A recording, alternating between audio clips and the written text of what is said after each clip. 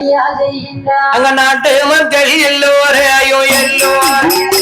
அங்க 56 சித்தாராஜர்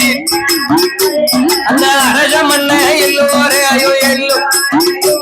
அந்த அழகுடைய பீஷ்மர் அவர் இவர் அர்ஜுனனின் வில்வித்தையை இந்த அரச மக்கள் அறிய வேண்டி அவர் போர்வித்தைய காண்பதற்கு